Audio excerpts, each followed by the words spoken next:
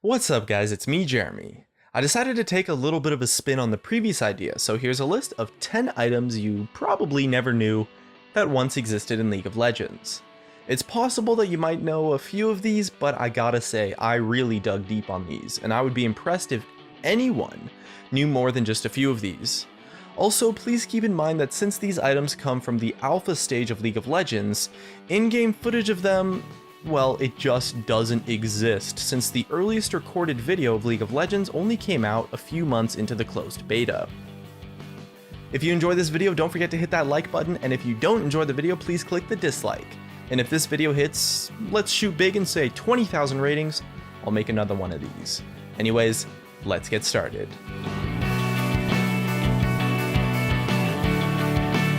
The first item shows off a bit of a theme that will recur throughout a few other items on this list.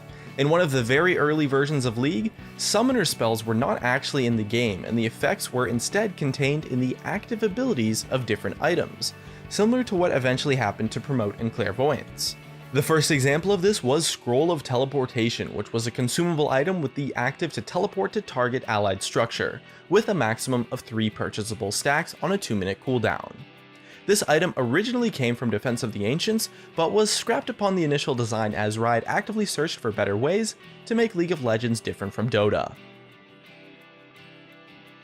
The second item is called Rune Gorger, and by building out of Hexdrinker, it alludes to some of the original design concepts for what eventually became Maw of Malmortius, giving 50 attack damage, 40 magic resistance, 16% lifesteal, and with the unique passive of after taking magic damage, you gain attack damage and magic resistance for 8 seconds, capping at 50 AD and 50 MR after taking 800 magic damage. At 3,300 gold, it certainly wasn't a cheap item, but it's not hard to see that it was pretty decent, just from the incredible amount of raw stats it could give you.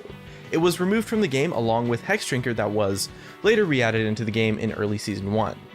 Rune Gorger would go on to be reworked into Maw of Malmortius and then finally added into the game later on. The third item was kind of just a joke, and it's Bag of Tea. Click to consume, restores 400 health and 200 mana over 10 seconds. It can only be used after scoring a killing blow on a champion. The item was somewhat of a joke reference to teabagging, with the effects supposedly, adding insult to injury after a kill. But although there wasn't an official cost for the item, I think we can assume that it probably wasn't that good, and it was removed on the May 15th, 2009 patch. The fourth item is my personal favorite item on the entire list, just because I think it's so interesting, although I can't really say that it's good design, and it's Oracle's Hood. Plus 25% critical strike chance, 500 mana with the unique passive of your magic damage has a chance, based on your critical strike chance, to deal 25% extra true damage. It provided a pretty unique and game-changing aspect to mages by giving them essentially crit chance on spells, in the form of a chance to proc true damage based on your crit chance. It costs 2,255 gold, so looking back on it, it doesn't actually seem that good, since the pseudo crits only dealt 25% extra damage. And although yeah, it was true damage, the Oracle's Hood provided completely useless stats for the most part, but opening crit chance as a viable stat for casters is something that could have been really interesting to see become a part of item builds. The fifth item is another example of an item that was eventually reworked into a summoner spell, and it's Breath Stealer. 95 ability power, 70 armor, 15% cooldown reduction with the unique active to reduce target enemy champion's ability power and attack damage by 70% for 4 seconds, at a 600 range on a 90-second cooldown. As I'm sure you can tell, this item was the inspiration for the Exhaust Summoner spell, and even though it cost a mighty 3,600 gold, with a 90-second cooldown on the active, there's no doubt that this item was overpowered as heck, and it was removed when summoner spells were added to the design of the game.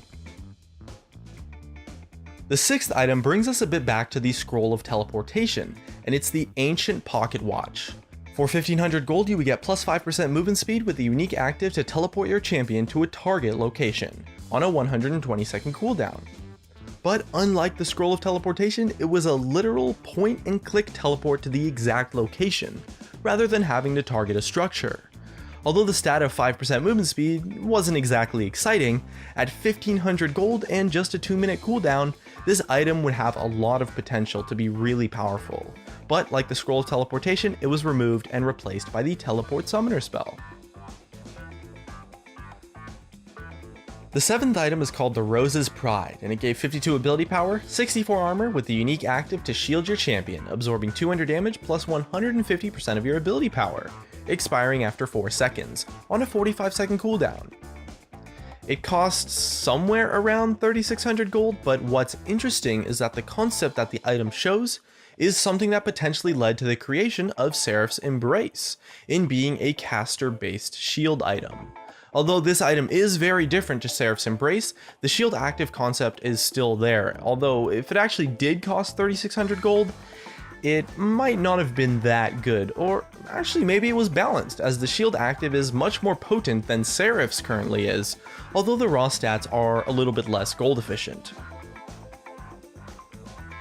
The 8th item is another summoner spell based item called the Yordle Stompers, which was a version of tier 2 boots that gave your enhanced movement speed 2 and the unique active of flashing your champion to the targeted location on a 240-second cooldown.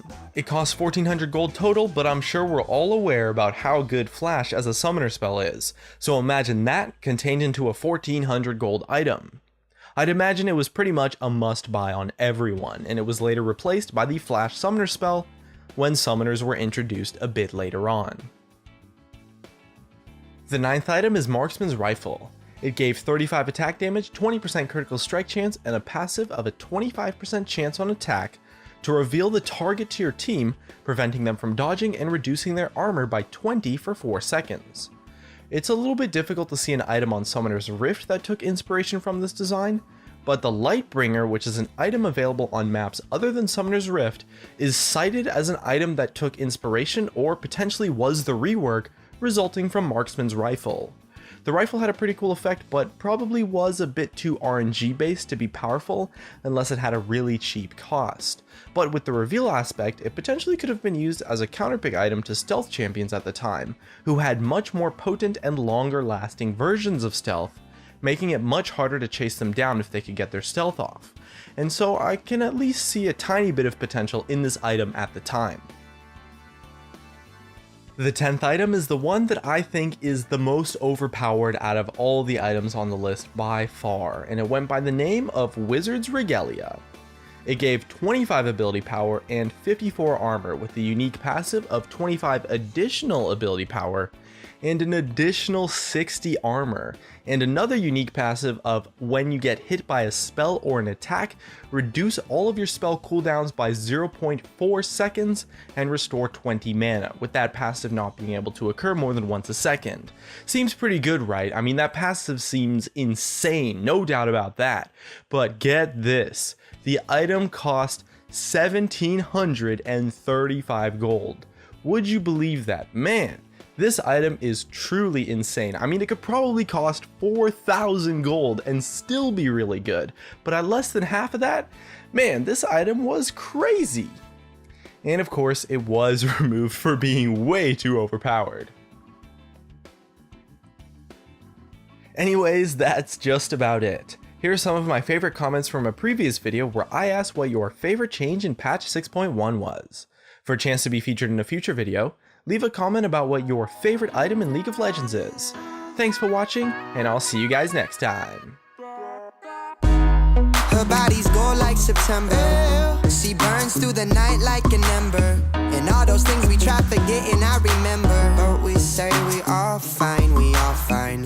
Sunny day dreams and we up now. Vodka lemonade, I serve it up, it goes down. 75 degrees.